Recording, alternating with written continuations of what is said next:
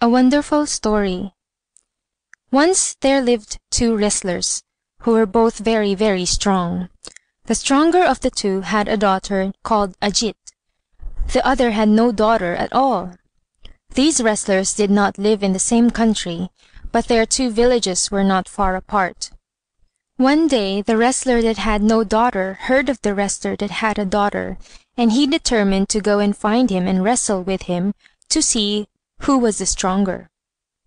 He went therefore to Ajit's father's country, and when he arrived at his house, he knocked at the door and said, "Is anyone here?" Ajit answered, "Yes, I am here," and she came out. "Where is the wrestler who lives in this house?" he asked. "My father," answered Ajit, "has taken 300 carts to the jungle, and he is drawing them himself, as he could not get enough bullocks and horses to pull them along. He is gone to get wood." This astonished the wrestler very much. "Your father must indeed be very strong," he said. Then he set off to the jungle, and in the jungle he found two dead elephants. He tied them to the two ends of a pole, took the pole on his shoulder, and returned to Ajit's house. There he knocked at the door, crying, "Is anyone here?" "Yes, I am here," said Ajit. "Has your father come back?" asked the wrestler. "Not yet," said Ajit, who was busy sweeping the room. Now her father had 12 elephants.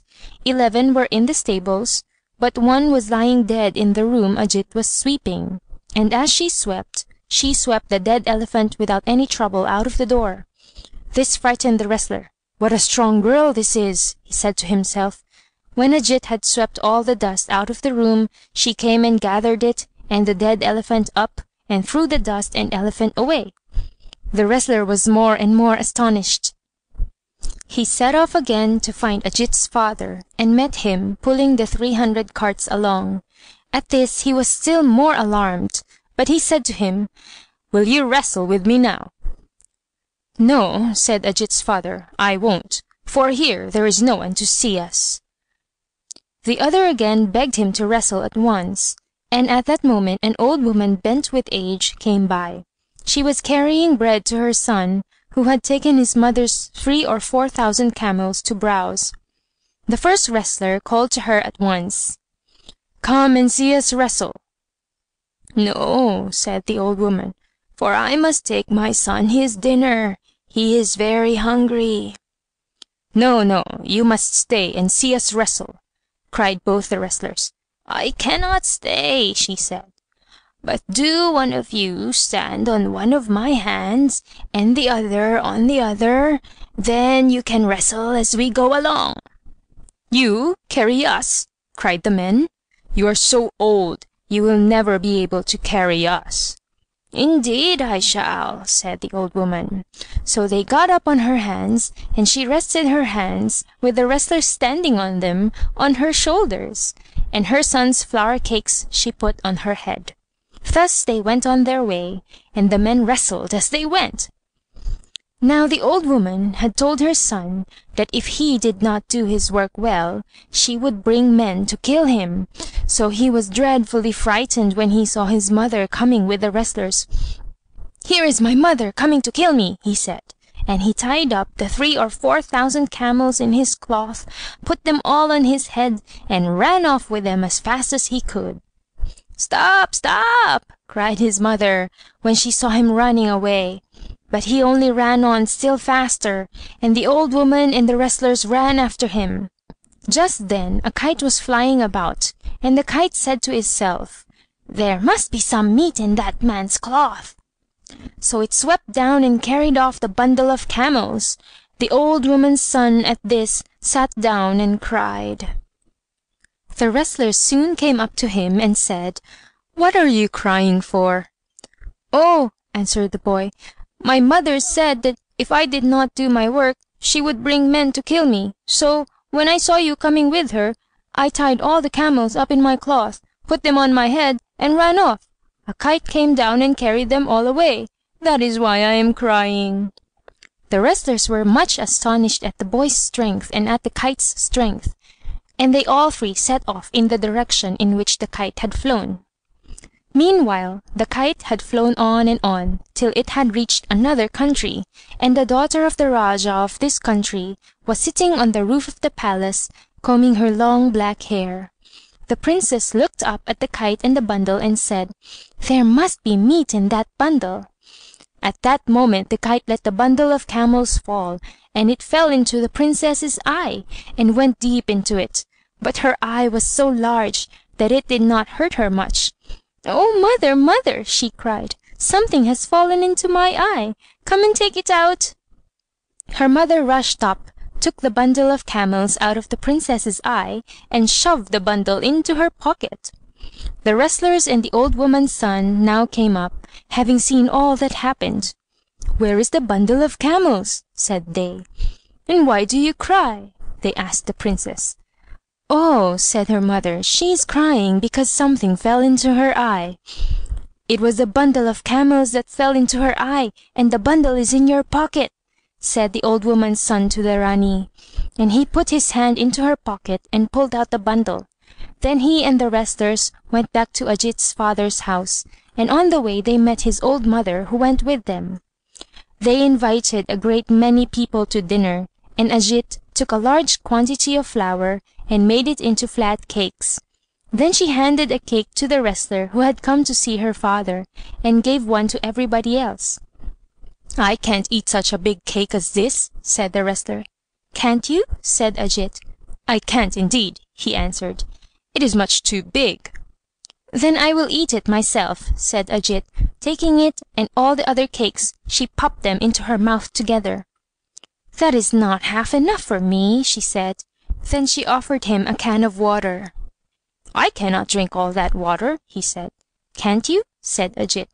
"I can drink much more than that." So she filled a large tub with water, lifted it to her mouth, and drank it all up at a draught. The wrestler was very much astonished, and said to her, "Will you come to my house? I will give you a dinner." "You will never be able to give me enough to eat and drink," said Ajit. "Yes, I shall," he said. "You will not be able to give me enough, I am sure," said Ajit. "I cannot come." "Do come," he said. "Very well," she answered. "I will come, but I know you will never be able to give me enough food." So they set off to his house.